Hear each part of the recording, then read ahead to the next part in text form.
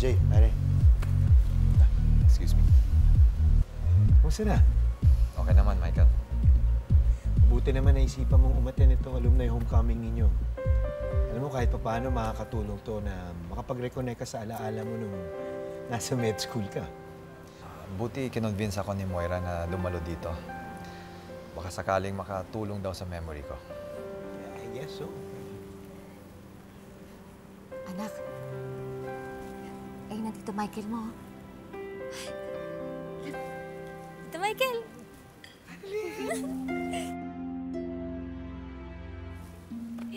Kamusta ka na po? Tagal po natin din nagkikita eh. Busy ka na po sa love life.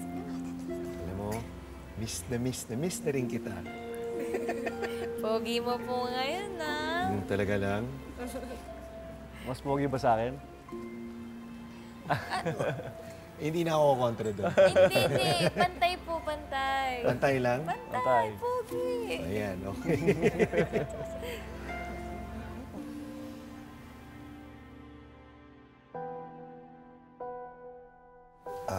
Anel, hindi mo ba babatiin yung daddy mo? Doktor niya. Gusto ko po mag-thank you po sa'yo kasi kinausap mo po si nanay tsaka po si Ma'am Moira. Mukhang okay naman na po sila, hindi na po sila nag-aaway. Eh, sana po tuloy-tuloy na. Si Moira? Hindi nakipag-away? Parang hindi naman ata kaya gawin ni Moira yun. Excuse me, pare. Kung makapagsalita ka naman, parang si Moira palagi nag-start ng away. Hindi ganun ang asawa ko.